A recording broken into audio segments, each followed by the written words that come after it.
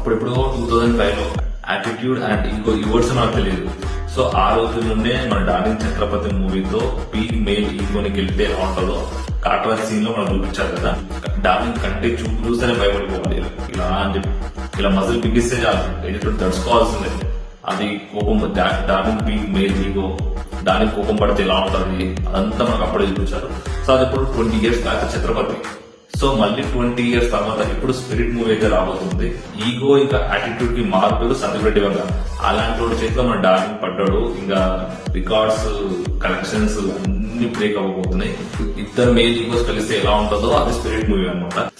సందీప్ రెడ్డి వంగ తీసింది only 3 movies. ఆ movies లోనే సందీప్ రెడ్డి వంగ రేంజ్ ఇక్కడికి వెళ్ళిపోయింది. ఇప్పుడు తీసింది మన డార్లింగ్ లో.